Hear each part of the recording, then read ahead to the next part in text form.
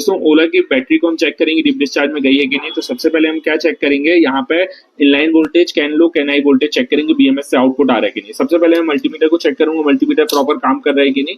तो मल्टीमीटर को चेक करने के लिए मैं मल्टीमीटर कंटिन्यू मोड में रखा। अब सिंबल ये है वाईफाई जैसे सिंबल, जैसे बीप साउंड आ रहा है इसको अंदर मेरा मल्टीमीटर कनेक्ट है प्रॉपर। अब मैं इसको कनेक्ट करूंगा वोल्टेज चेक करने के लिए, डीसी मोड में रखा वोल्टेज के, ठीक है। अब मैंने यहाँ पे बैटरी के नेगेटिव में लगाया, ठीक है। बैटरी नेगेटिव में लगाने के बाद सबसे पहले मैंने इनलाइन वोल्टेज के लिए पिन नंबर 1 पे लगाया। तो यहाँ पे मैं देख सकता हूँ मेरी जो वैल्यू आ रही है वो आ रही है 12.6, जो कि सही है।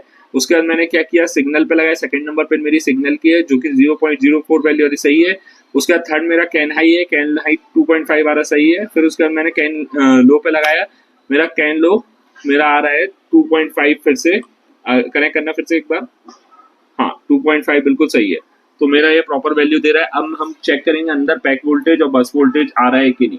ओके, उसके लिए हम इसको ओपन करेंगे। Thank you. सो हमने स्क्रू खोल लिए हैं। अब स्क्रू खोलने के बाद हम इस कवर को रिमूव करेंगे। प्लीज कवर को रिमूव कीजिए। जैसे हमने कवर को रिमूव किया तो यहाँ पे कपलर कनेक्ट होता है, तो इस कपलर को हम रिमूव करेंगे।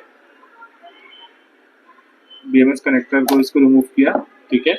अभी हम लेंगे बस इसका पैक वोल्टेज और मॉड्यूल वोल्टेज। तो ये जो देख सकते हैं आप, ठीक है, ये तो स्ट्रिंग में हम यहाँ पे लेंगे पैक वोल्टेज।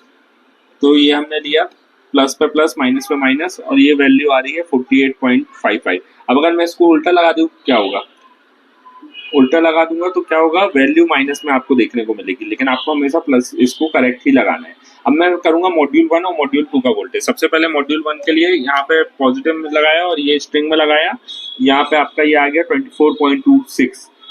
उसके बाद मैं मॉड्यूल 2 का वोल्टेज लगाऊंगा,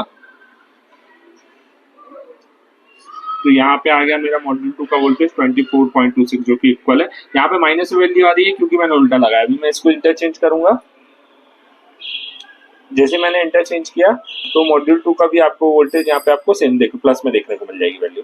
तो ये आपका वैल्यू सही है। तो इस तरीके से हम इसका पैक और मॉड्यूल का वोल्टेज चेक कर सकते हैं। इसका डिफरेंस आपको 1 वोल्ट से ऊपर नहीं होना चाहिए, ऑलमोस्ट सेम होना चाहिए मॉड्यूल का वोल्टेज। Thank you. सो हमने स्क्रू खोल लिए हैं। अब स्क्रू खोलने के बाद हम इस कवर को रिमूव करेंगे। प्लीज कवर को रिमूव कीजिए।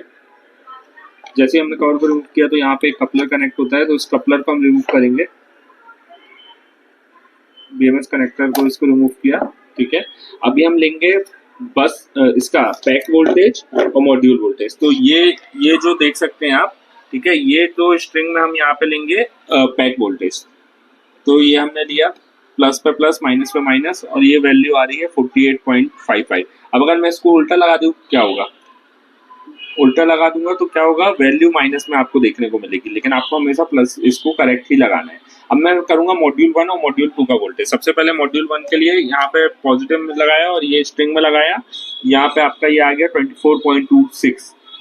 उसके बाद मैं मॉड्यूल 2 का वोल्टेज लगाऊंगा,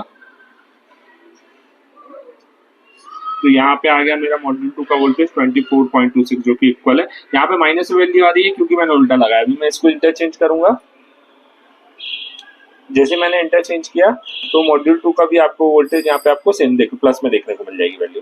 तो ये आपका वैल्यू सही है। तो इस तरीके से हम इसका पैक और मॉड्यूल का वोल्टेज चेक कर सकते हैं। इसका डिफरेंस आपको 1 वोल्ट से ऊपर नहीं होना चाहिए, ऑलमोस्ट सेम होना चाहिए मॉड्यूल का वोल्टेज। Thank you.